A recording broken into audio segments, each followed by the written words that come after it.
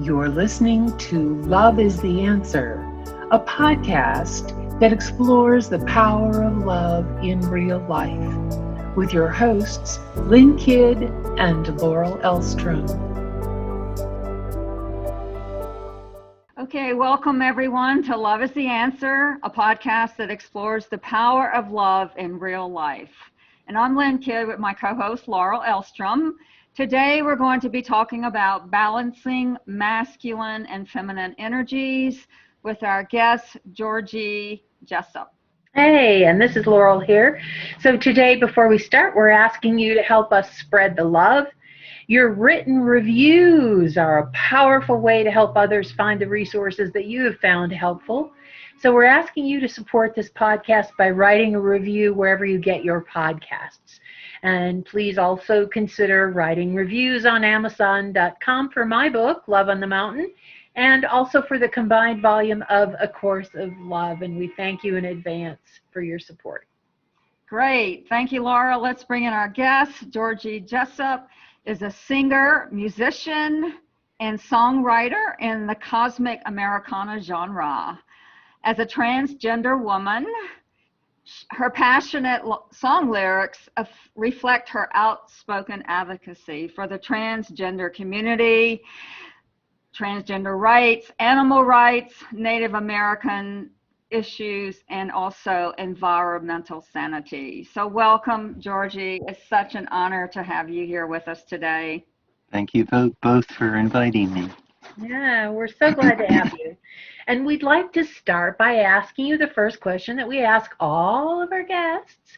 What does love mean to you? Well, I thought about that a lot. To me, when you say love, I think of my album Woman in a Man Suit, because that whole album is about love. It's about the love of family, the love of the rest of creation, a romantic love, although there isn't much of that addressed in Woman in a Man Suit, and loving yourself enough to allow yourself to grow and allow yourself to find the path that you need to find. And it's easy to say that, but it's hard to do. It's really hard to do.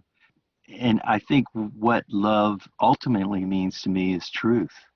Whether it's how I love my family or how I love, my lover or how I love the rest of creation. It's all about truth. It's all about, you can say I love you all day long, but your actions speak louder than words. So you got to put your money where your mouth is and kind of live it. That's also easier said than done. We make a valiant effort though, don't we? Yes.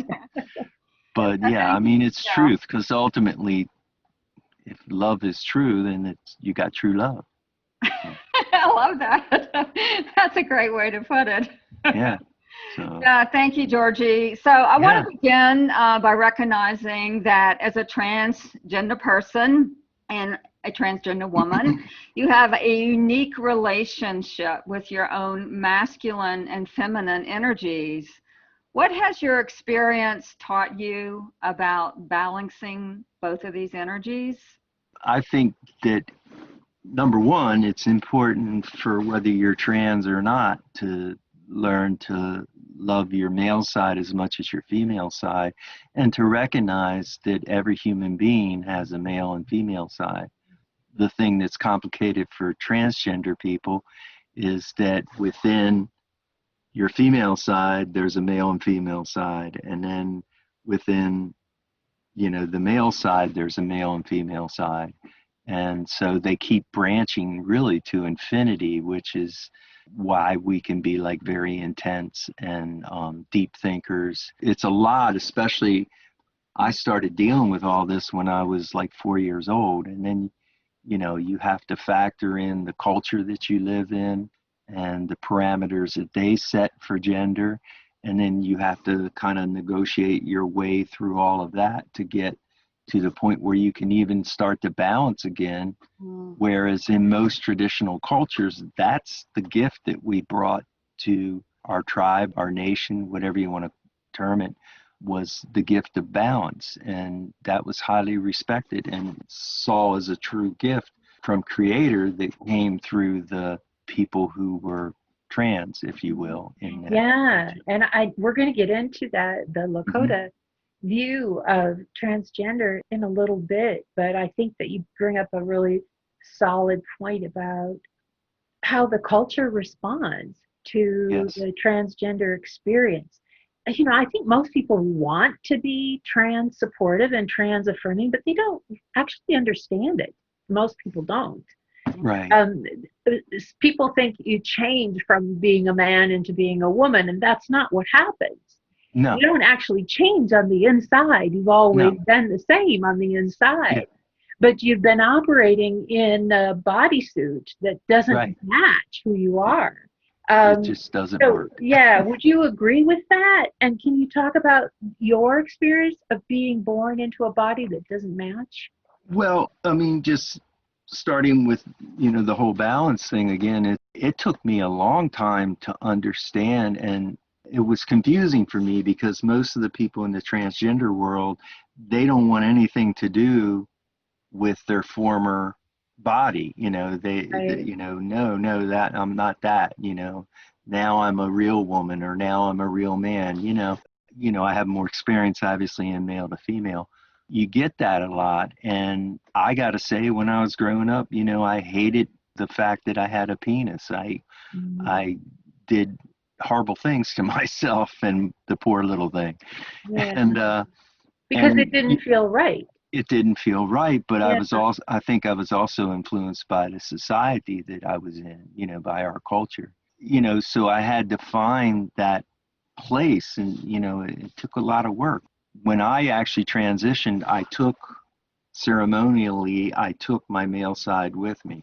And I wanted to do that because my male self was a good person, like you Right. said. I That person's still Yeah. here. Yeah. Tough though, isn't it? Like they have a term called gender dysphoria that Yes. talks about, the mismatch psychologically Yep. to, for people who are trans who like had this inner sense of self as Yes. one gender, and they look down and there's something that doesn't belong there, and it's really anxiety causing, isn't it? It is extreme anxiety. And, that was the thing for me. I wasn't necessarily a feminine little boy. I wasn't afraid to stand up for myself. I played football. I loved football. Nobody was telling me go be a man and play football. I did those things because I enjoyed them and I really loved them. So if an effeminate gay man walks into a into a Halloween party or something dressed as Marilyn Monroe, it's like, oh, okay, that makes sense. Or even into just a party dress at a normal party, well, that makes sense. He's always been, a little femmy and all Mhm. that stuff. But somebody like me, to make the commitment to actualize that in the quote real world, that's a big step and that's a big thing for people to wrestle with. I don't think the side that thinks it's all made up and it's some kind of choice for us, it's Yeah. not a I think choice. that that's just a lack of education. That's all that is. People don't understand. They think it's a choice. Right. And they don't understand. The truth is, there have been transgender people since the beginning, but the surgery was not an option at that time. So Right. what they had was some pretty crappy coping mechanisms and a miserable life that was ahead of them. So it's not like this is a brand new thing and some whacked out people have decided they No. were going to try life on the other side. That's not what this is. When you're a kid growing up, you do think you're like the only one that feels this way Mhm. because, I knew there were gay people, but that didn't, answer any questions for me. That didn't. Right. My mantra is we're not the norm. And I think that that's something that the trans community has to understand. We're not the norm. Mhm. Somebody can't understand what we go through. There's no way for them. Just like I can't understand what it's like to go through your first menstrual cycle. I don't have a clue. I can empathize with you, but Mhm. I don't have a clue. I don't know what it's like to birth a baby. I know what it's like to birth a song and there's similarities, but Yeah.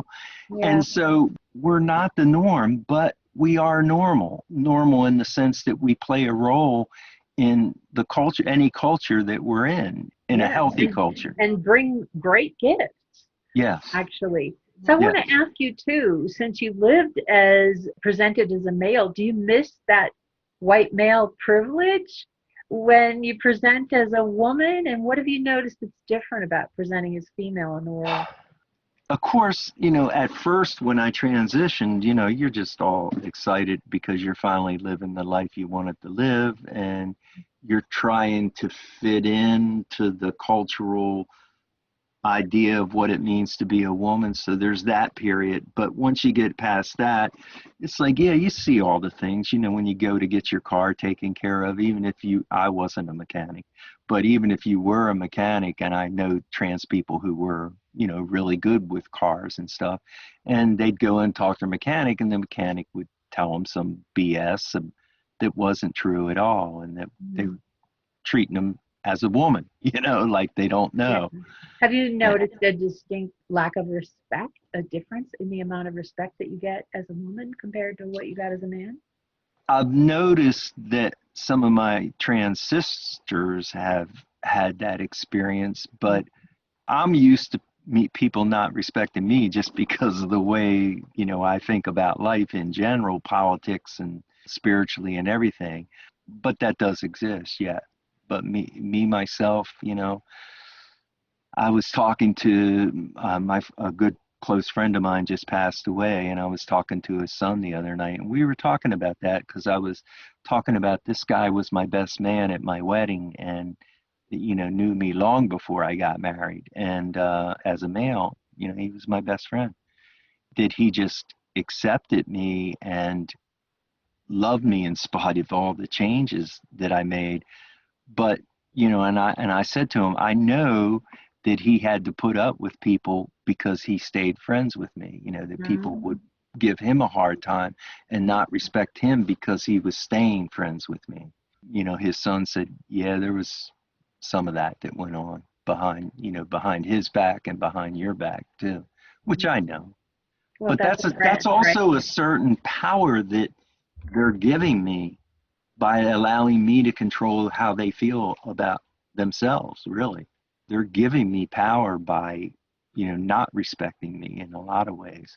I'd sit where people really, really couldn't see me and then wonder why I didn't know anybody. When I finally learned that gift and the burden thing, and I started trying to focus on the gift and, expressing the gift more than the burden. Yeah. And I could just feel myself being filled up with the power, Yeah. And Oh, that's beautiful. it was, And the other thing, we'll get to one of your songs later on, but I was going to say, for me, you're a fabulous musician and singer. oh, thank you. And I think to me, personally, that's part of your gift, that I hear like the passion of that coming out in all your songs and lyrics. But just to get back into the Lakota Native culture, that's really been an important part of your life. When I understand you're an honorary Lakota, and you've had a lot of association. As you said, Fool's Crow was a big part of your initiation into that with the Wingte. So could you please share a little bit about that the Wingte is what it is and the sacred role that it plays and how that relates to your own personal journey? And to explain who or what Fool's Crow is, because the rest of us don't know that. That's a lot. Okay. I'll have to unpack there. Okay. 2 minutes, go. First of all, I can't claim that I am honorary Lakota. I really can't claim that. I'm not even sure where that rumor started, but I know Lakota that would consider me their sister. Okay. And as far as an official tribal thing where they held a big ceremony and said you're now an honorary Lakota, that never happened to me. But I am adopted Abenaki because one of my closest friends who's also crossed over, he was Abenaki, and he not only invited me in, but he made me one of the officials in his tribal circle. Like investigations, like we would, if we saw a child on the powwow trail that there was maybe some abuse going on, we would investigate it and try to resolve that in some way, shape, or form. I'm very proud of that, and I'm honored that he considered me his sister. In fact, he asked me to marry him, but He already had a legal wife and another person who he considered a wife. And I said, no way, man. I'm not going to be third wife. It ain't going to happen, dude. So what's Fool's Crow? No, Fool's Crow was the ceremonial chief for the Oglala Lakota people. He was born in late 1800s, but at a time when kids born in that age were being sent off to boarding schools, his family protected him from that because they recognized, other medicine people recognized him as having that gift. And so they didn't want that gift to be confused and tainted by being the victim of cultural genocide. He, at an early age, he had his vision, and he was a medicine man that could do amazing things if you believe what the people have said about him. Was he Wigte? No. Can you explain what that is in the Lakota tradition? In the Lakota tradition, the Winte, Win, W-I-N, is like referring to woman. Good ham woman would end with win at the end, the Lakota word for it. Nape, I'm trying to remember how her name goes, but Washte, Nape Washte, win. And in fact, in the Cheyenne, they were feared by the U.S. soldiers. I mean, they would turn around and retreat sometimes because these women were pretty fierce. I don't know that they called them strong heart women. I don't know the Cheyenne word for that or the Lakota word for that. You know, don't you, Lynn? Oh, Bakakte. Bakakte? Oh, yeah, Okay. yeah. Somebody that is female but presents as male. Mm-hmm. Bakakte is what I've heard. Going back to the Wingte, can you explain, like how that relates? Like the role is, from what I hear from what you've said to us, Georgie, it's a sacred role. Yes. And that I've heard that you have shared with me that you see yourself as Wingte. Yes. So I love that. Could you share a little bit like what all that means to you and how the role is sacred and how that relates to your life? So in this culture, which I consider dysfunctional, they give you a choice of being male or female. Uh-huh. In the Lakota culture, you're both and neither at the same time. That's who your being is, and that's the gift that you bring. I clarify them for my own sanity in the two worlds, which goes back to we're not the norm, but we are normal. Thing is that strong in me that I have to actualize it physically. Mm-hmm. And that's a commitment you can't walk away from. When I did that, I had to accept the consequences of it.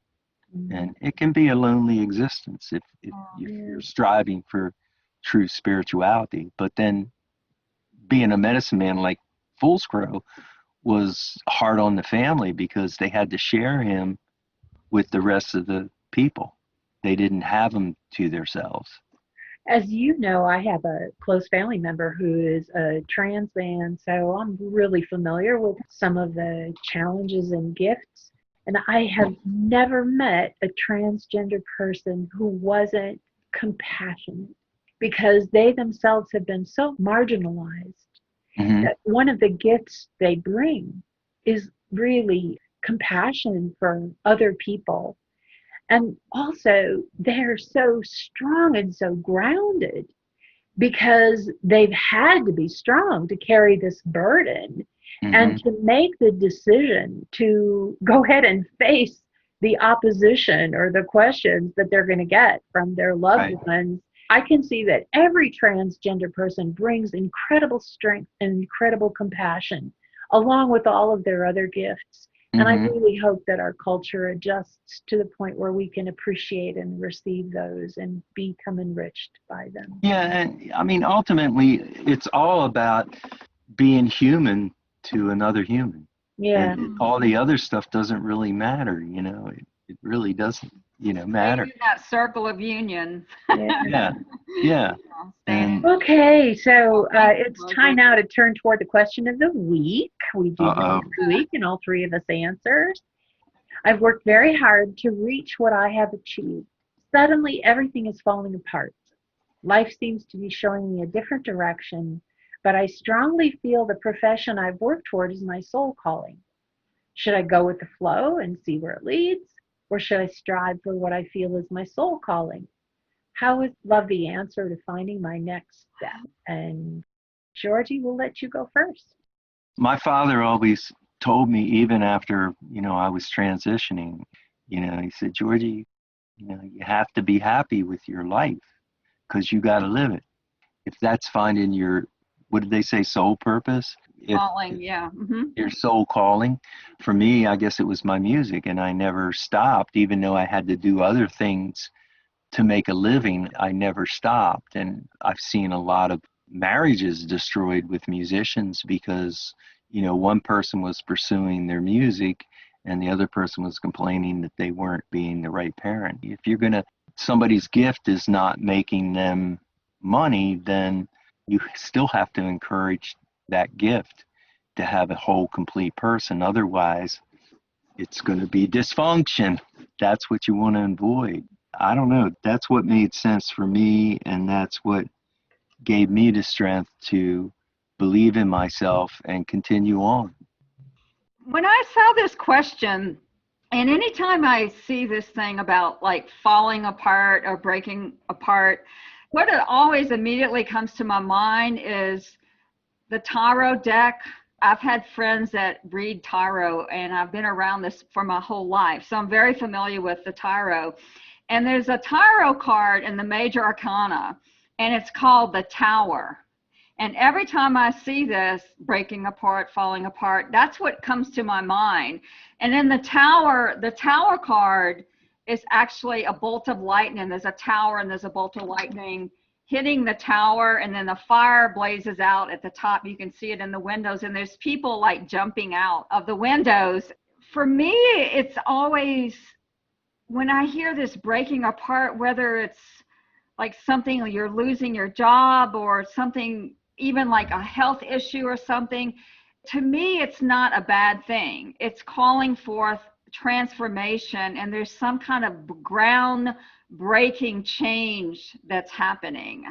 And it could just be you're being called to see something in a different perspective, from a different viewpoint. Mm-hmm. Or it could be that, you're being shown, you're at the fork of the road and you're being shown something different. So I don't feel like it necessarily has to be something that's wrong or bad with it.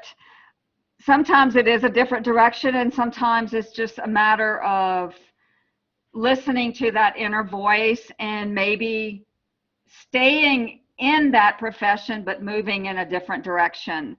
For me, I don't really feel like there's any, from my own experience, when I hear the word striving and efforting, it feels like I'm pushing against something. I feel like it's more, for me, if something like that happens, it's getting grounded and watching for signs and symbols and being, and paying attention. Usually if I do that, there's like a rebirth or a resurrection into something new and different. And so it's sort of both and. Could be a transformation, a complete shift or change in the physical form, or it could just be an internal shift and a calling to look at something in a new light, in a new direction. Yeah, it's just kind of both and for me. And I think no matter what happens, I think, as Georgie says, the burden is the gift. And I love that. There's a lesson and a gift in all of it. Anyway, that's kind of what came up for me. Okay. For me, I got caught by this phrase, my soul calling. This is my soul calling, because it makes me a little bit nervous to think that I decide I have a soul calling and it's there forever, my whole life, and it's not going to change. And that isn't necessarily true. I might have one soul calling this minute and another one 5 minutes from now. It makes me concerned that person who's facing the situation might be trying to manage and control the life experience, whereas I think that it is overall more beneficial to trust life and to trust one's journey. But then it comes into play what Georgie was talking about too, about, when you were referring to your music, about like that's always been there. That's never changed. I knew I was supposed to do music, and I did it no matter what. It comes down to that, I think, that saying of, if you don't know, it's not time to choose yet. Yeah. If you're unsure, then there's no decision to be made, because when the time comes, you'll know what you're supposed to do. What did we hear it say recently? Like, if you don't know what you need to eat, you're not hungry yet. Right? Like So that. at some point it will be clear. Stop trying to manage it, and wait for the direction in the moment when it's absolutely clear. Yeah. Okay. Yeah. That's all great insight. Thank you, Georgie, and You're welcome. Laurel. And so that's all the time we have for today. A big thank you to our guest, Georgie Jessup. Such an honor that you were able to join us, Georgie. It really is. And be sure to listen next time. Our guest will be John Mark Stroud, and we will be talking about living from freedom. Mm-hmm. There you go. I like it. Yeah. So, thanks so much, Georgie. I feel like I could talk to you for hours about this, but we'll move on. To the listeners, we'd love to feature your question as our question of the week. So if you'd like us to address your issues, please submit your question by emailing us at loveistheanswer4you, and that's the number 4 at gmail.com. Thank you for joining us on Love is the Answer. We're going to give you a taste of Georgie's songs now.